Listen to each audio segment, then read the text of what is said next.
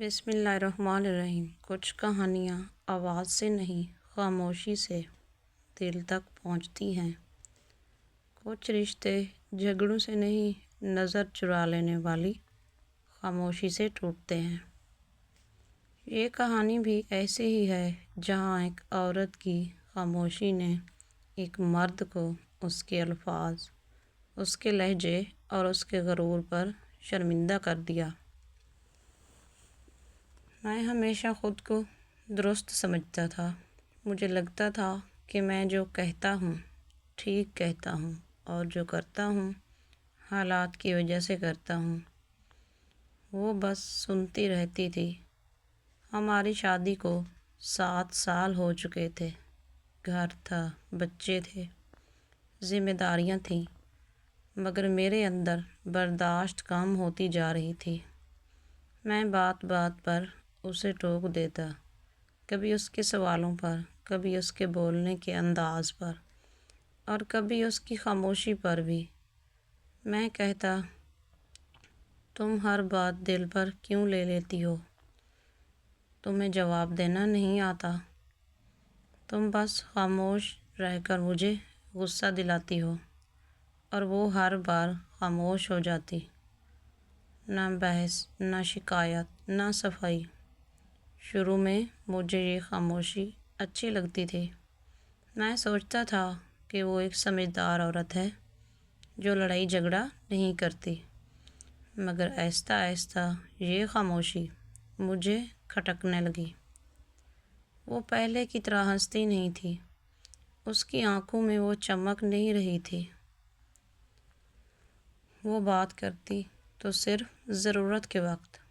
ایک دن غصے میں نے کہہ دیا، تم بالکل بے حس ہو چکی ہو۔ نہ تمہیں میری پرواہ ہے، نہ گھر کی۔ اس دن بھی اس نے جواب نہیں دیا، بس اس کی آنکھوں میں آنسو تھے اور لبوں پر مکمل خاموشی۔ اگلی صبح سب کچھ معمول کے مطابق تھا۔ ناشتہ بنا ہوا تھا، بچوں کے کپڑے صاف اور استری شدہ تھے، گھر سلیقے سے سنبھلا ہوا تھا، مگر وہ خود گھر میں موجود نہیں تھی۔ میز پر ایک کاغذ رکھا تھا، نہ لمبا خط، نہ الزامات، نہ شکایتیں، بس چند سادہ سے جملے۔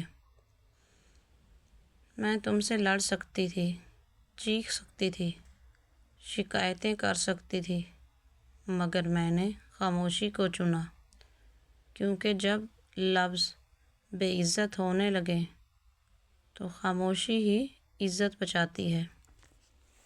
میں جا رہی ہوں تاکہ تم خود سے پوچھ سکو کہ غلط میں تھی یا تم۔ میرا دل بیٹھ گیا، ہاتھ کانپنے لگے۔ اس لمحے مجھے پہلی بار سمجھ آیا کہ خاموشی بھی ایک جواب ہوتی ہے، اور بعض اوقات سب سے سخت سزا۔ مجھے وہ سارے لمحے یاد آنے لگے جب میں نے اسے بولنے نہیں دیا، جب میں نے اس کی بات کاٹ دی، جب میں نے اس کے جذبات کو معمولی سمجھا۔ وہ خاموش رہی، مگر اس کی خاموشی نے مجھے اندر تک توڑ دیا۔ آج میں مانتا ہوں کہ عورت جب بولنا چھوڑ دے تو وہ ہار نہیں مانتی، وہ خود کو بچا رہی ہوتی ہے۔ اور بعض مرد یہ بات بہت دیر سے سمجھتے ہیں۔ اگر یہ کہانی آپ کے دل کو چھو گئی ہو، اگر آپ نے اس میں خود کو یا کسی اپنے کو محسوس کیا ہو، تو چینل کو سبسکرائب کریں اور بیل آئیکن ضرور دبائیں، تاکہ ایسی احساس بھری کہانیاں آپ تک پہنچتی رہیں۔